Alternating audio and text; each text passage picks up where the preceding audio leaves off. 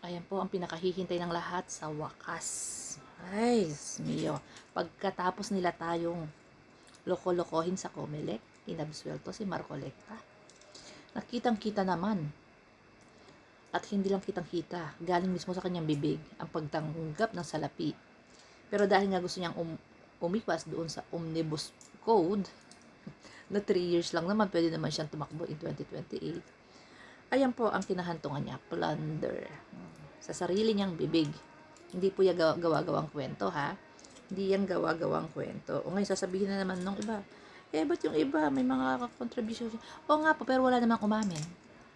Hindi naman bumagsak sa hita ni Ombudsman yung mga ebidensya doon sa mga sinasabi niyo, yung mga ibang politiko na tumanggap ng mga milyon-milyon, daan-daang milyon, yes.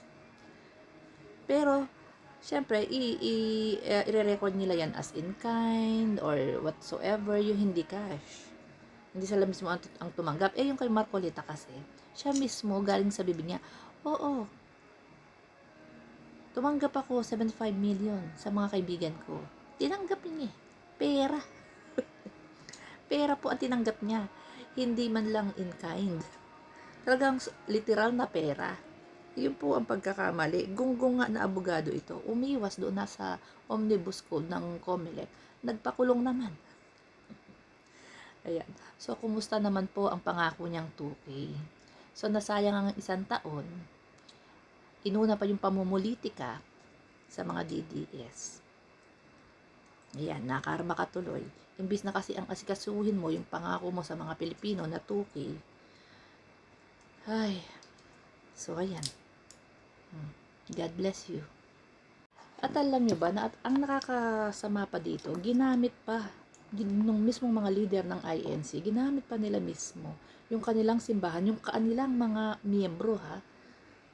Ang nagsakripisyo, yung mga miyembro, ang pinaglalaban nila, alam niyo kung sino? Si Marcoleta. Si Marcoleta pala, ayaw nilang makasuhan, makulong. Tinatakot nila ang hustisya ng Pilipinas na pag kinasuhan nyo itong aming manok, yung kanilang manok na mukhang aso, is maglalabasan sila. Pakonti po sila ng pakonti. Isipin nyo, yung first day nila, 10,000. Nung nag-second day, bumaba po, nag-5,000. Nung third day, wala na, nag-aalisan na, para nagkakalokohan na.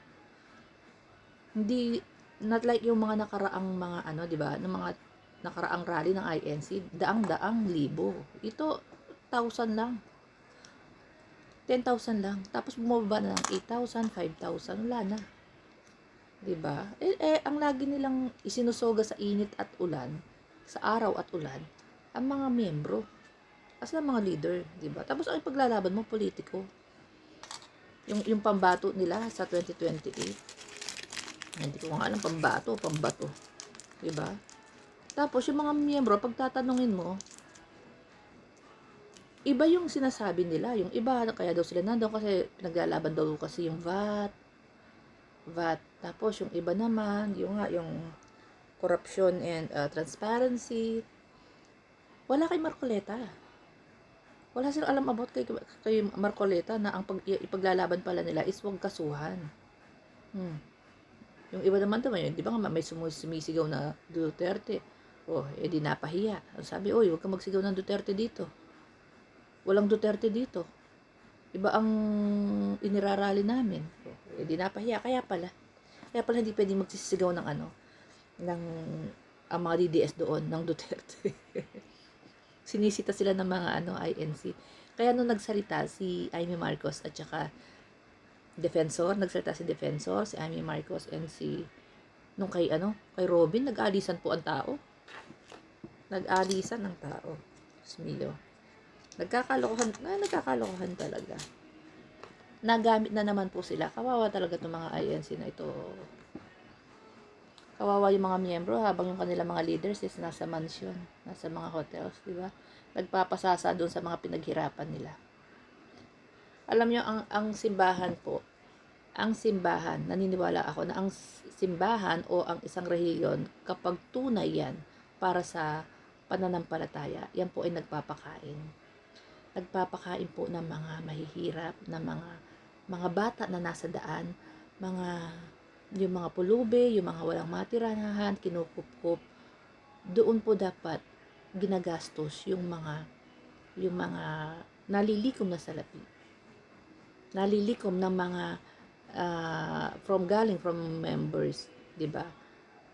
Pinaghirapan ng mga miyembro yan, ipakita dapat na, oh, ito yung mga tinutulungan natin. Hindi, meron silang school, pero ang laki-laki ng bayad. Meron silang hospital, ang laki-laki rin ng may bayad din sila. 'Di ba? Hindi naman libre, pero yung ginastos doon sa pagpapatayo ng mga hospitals, schools, galing sa mga miyembro. Pero kapag nag-enroll ka or kapag nagkasakit ka, magbabayad ka pa rin. 'Di ba? Anong klase 'yun?